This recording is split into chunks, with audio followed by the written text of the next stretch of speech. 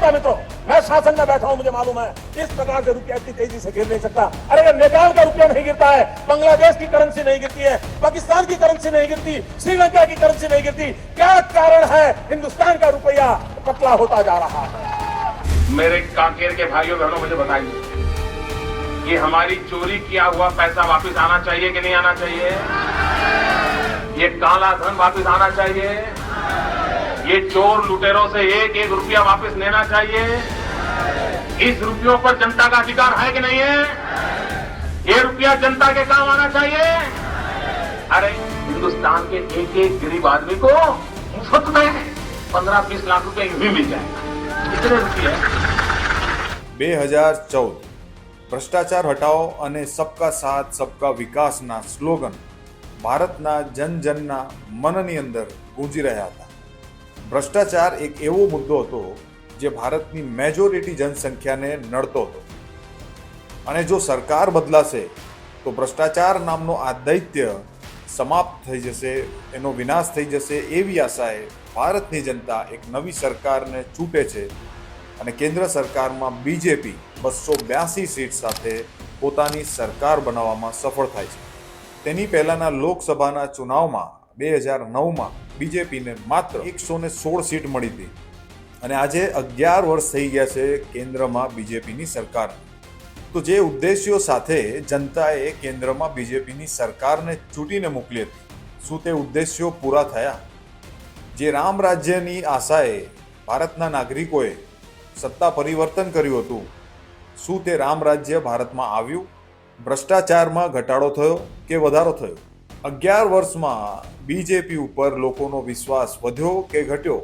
શું બીજેપીના 11 વર્ષના શાસનમાં સામાન્ય માણસનો કોઈ વિકાસ થયો કે નહીં? શું બીજેપી પોતાની આ ત્રીજી ટર્મ પૂરી કરી શકશે કે તેની પહેલા જ સરકારનું પતન થશે? શું મોદી મેજિક ઓસરી રહ્યો છે? આ દરેક પ્રશ્નનો જવાબ આપણે આ વિડીયોમાં મેળવવાની કોશિશ કરશું આપણી પાસે રહેલા કેટલાક ડેટા, પોલિટિકલ એનાલિસિસ અને તર્કના આધારે, નહીં કે વ્યક્તિગત માન્યતા અને અંધશ્રદ્ધાના આધારે. આ વિડીયોની અંદર એવા કેટલાક ચોંકાવનારા આંકડા રજૂ કરીશું કે જેનો ખ્યાલ દરેક સામાન્ય નાગરિકને હોવો જ જોઈએ અને સ્કૂલોમાં પણ દરેક વિદ્યાર્થીઓને આ વસ્તુ ભણાવવી જોઈએ. તમે જોઈ રહ્યા છો અમારી યુટ્યુબ ચેનલ જાગો ઇન્ડિયા અને હું દીપેનસિંહ તમારું સ્વાગત કરું છું આપણી ચેનલમાં.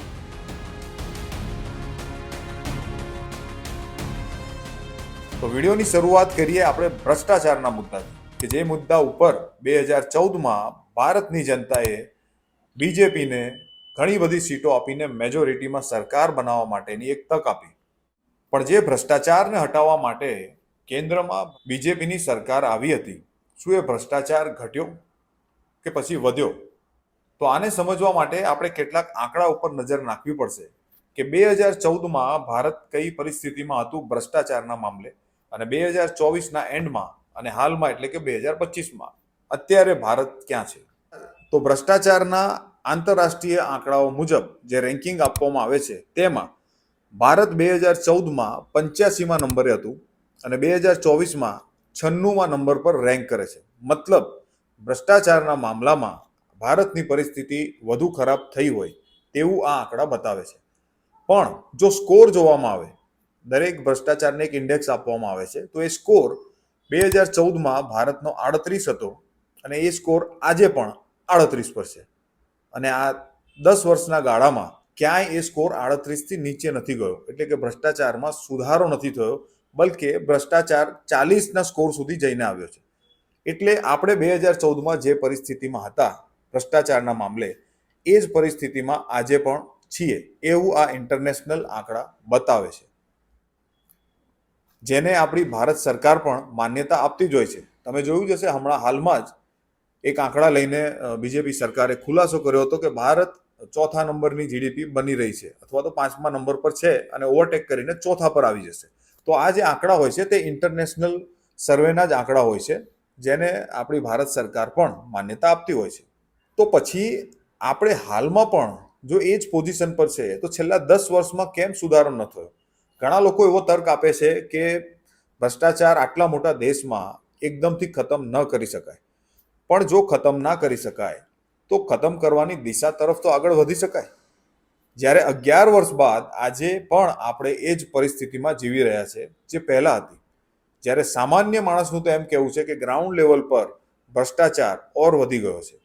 અને કદાચ એના જ કારણે જો આપણે છેલ્લા 3 ચૂંટણીના લોકસભા ચુનાવના પરિણામો જોઈએ તો આપણને અંદાજ આવશે કે 2014માં 282 સીટોથી બીજેપીની સરકાર બની હતી. ત્યારબાદ ભ્રષ્ટાચારના મુદ્દા પર અને વિકાસના મુદ્દા પર આગળ વધી રહેલી સરકાર 2019માં પોતાનું માઇન્ડ ડાયવર્ટ કરે છે અથવા તો ફોકસ ચેન્જ કરીને ક્યાંક ને ક્યાંક નવા ચુનાવ પ્રચાર એટલે કે આતંકવાદ અને હિન્દુત્વના મુદ્દા તરફ શિફ્ટ થતી હોય તેવું લાગ્યું હતું. અને જેનો એને ફાયદો પણ મળ્યો. 2019માં આતંકવાદી હુમલો જે થયો હતો આપણા પુલવામામાં, એમાં 40 જવાનો શહીદ થયા અને એક રાષ્ટ્રવાદની ભાવના સમગ્ર દેશમાં ફેલાઈ ગઈ અને દરેક નાગરિકોએ એકજૂટ થઈને એ વખતે ટેમ્પરરી બેઝ પર કદાચ એવું બન્યું હોય કે બીજેપીને ઓર સારા મતોથી જીતાડી દીધી અને તેના કારણે 2019માં બીજેપી 303 સીટો સાથે સરકાર બનાવવામાં સફળ રહે છે. પણ તે વખતે ટેમ્પરરી મુદ્દો હતો આપણી પાસે હિન્દુત્વનો અને આતંકવાદનો. આ બંને મુદ્દા એટલા બધા હાઇલાઇટ થયા કે જેના કારણે પબ્લિકે મેજોરિટીમાં વોટ આપીને એક નવો રેકોર્ડ બીજેપી માટે સેટ કર્યો 303 સીટોનો. ત્યારબાદ બીજા 5 વર્ષ નીકળી ગયા. જનતાને એવી અપેક્ષા હતી કે હવે વળી પાછા બીજેપી સરકાર ભ્રષ્ટાચાર ઉપર કામ કરશે, બીજા અન્ય મુદ્દાઓ મોંઘવારી જેવા મુદ્દાઓ પર કામ કરશે અને સામાન્ય માણસને રાહત પહોંચે એવી સરકાર બનાવવામાં સફળ થશે. પણ કદાચ આ વસ્તુ અને આ જે ઉદ્દેશ્યો હતા તે પૂરા ના થયા અને એટલે જ 2024માં જે ચુનાવ થયા લોકસભાના તેની અંદર 240 સીટો મળી બીજેપીને. મતલબ જે 303 સીટ મળી હતી 2019માં તે ઘટીને 240 પર આવી ગઈ, જે એક ગજબનો મોટો ઝટકો હતો. કારણ કે 2024માં બીજેપીનું સ્લોગન હતું અબ કી બાર 400 પાર.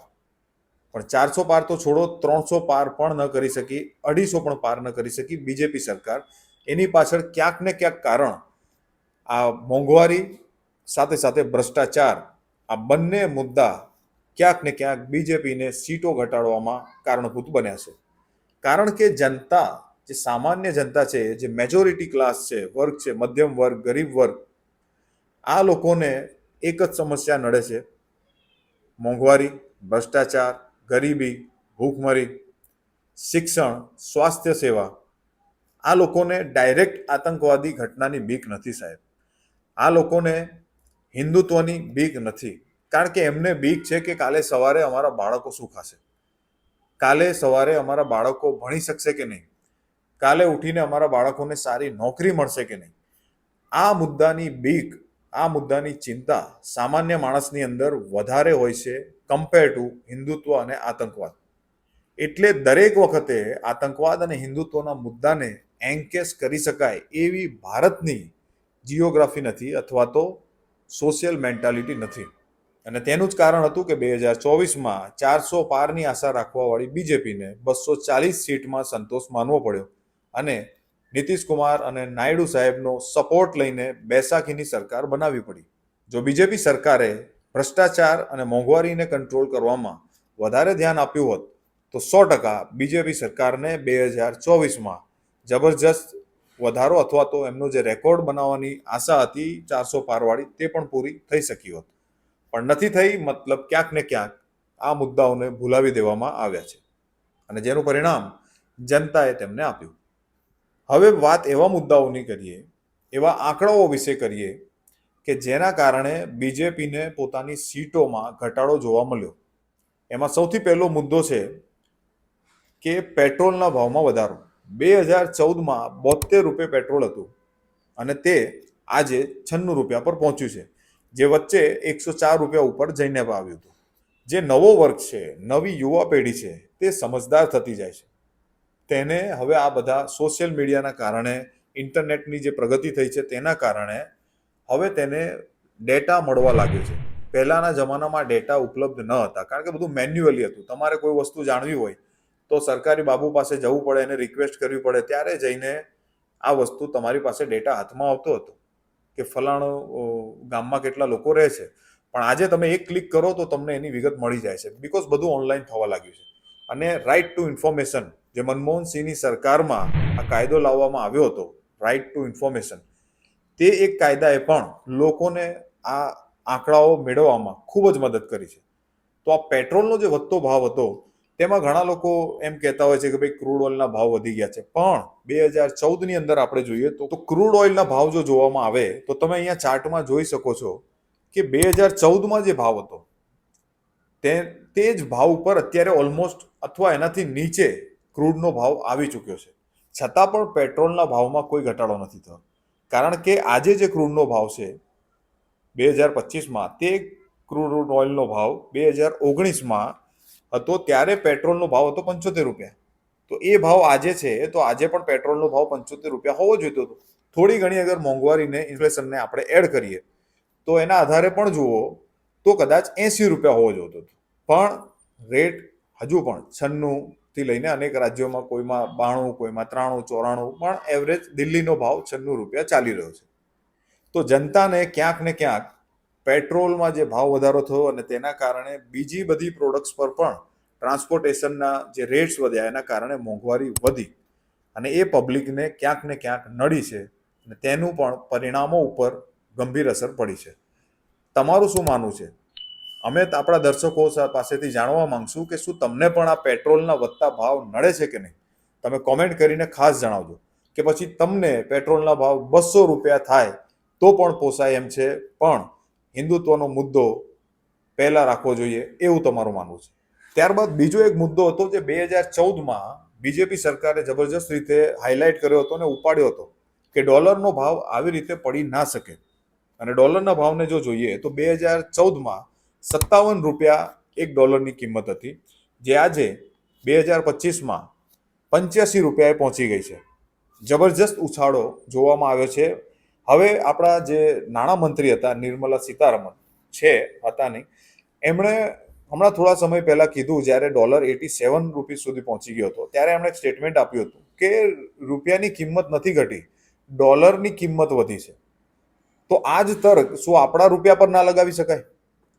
વાત તો સહી છે. આપણી પ્રેસ મીડિયા એમને આ પ્રશ્ન ના કર્યો.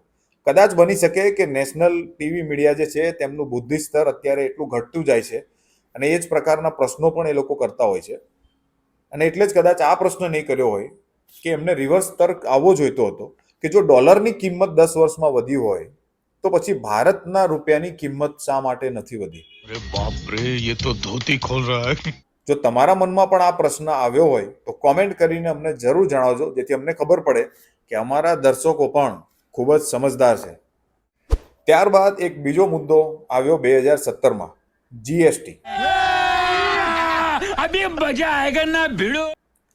જીએસટી નો અગર આંકડા જોઈએ તો આપણે આ ચાર્ટ મુજબ 2017માં સામાન્ય માણસ, ભારતનો એક નાગરિક આખા વર્ષ દરમિયાન 5,600 રૂપિયાનો જીએસટી ભરતો હતો, જે આજે 2025માં 16,150 રૂપિયા છે. આ આંકડાઓ થોડા ઘણા આગળ પાછળ હોઈ શકે છે, કારણ કે અલગ અલગ સ્ત્રોતમાંથી એઆઈના ઉપયોગથી ઘણા બધા સ્ત્રોતો પરથી એકઠા કરીને એને કોમન કરીને અથવા તો એના ઉપર વર્કઆઉટ કરીને પછી એઆઈ દ્વારા આ જનરેટ કરવામાં આવ્યા છે આંકડા. એટલે થોડા ઘણા આગળ પાછળ હોઈ શકે છે, પણ આ સદંતર ખોટા નથી હોઈ શકતા. તો આ મુજબ જોઈએ તો જીએસટી 3 ગણો વધારે અત્યારે એક સામાન્ય નાગરિક પ્રતિ વર્ષ ભરી રહ્યો છે, કારણ કે 5,600 થી સીધા 16,000, એટલે 3 ગણાથી પણ વધારે. હવે ઘણા લોકો આમાં એવું કહે છે કે ભાઈ મોંઘવારી પણ વધીને, તો 100 રૂપિયાની કિંમત પર 18% અગર જીએસટી આવતો હતો તો એ 100 રૂપિયાની વસ્તુ અત્યારે 150 રૂપિયા થઈ ગઈ છે, તો એ મુજબ જીએસટી પણ વધવાનો. તો એના કારણે આ 3 ગણો જીએસટી અત્યારે ભરી રહી છે. પણ અમે એ આંકડા પર તપાસી જોયા કે 2014થી લઈને જે મોંઘવારીનો દર હતો એના પ્રમાણે જ્યારે અમે ગણતરી કરાવડાવી એઆઈ પાસેથી, તો એણે જે કેલ્ક્યુલેશન્સ કરીને આપ્યા, ડીપ રિસર્ચ કરીને, તેના આધારે જો 2017માં આપણી પાસે 100 રૂપિયા હોય તો તેની કિંમત હાલ 154 રૂપિયા થાય.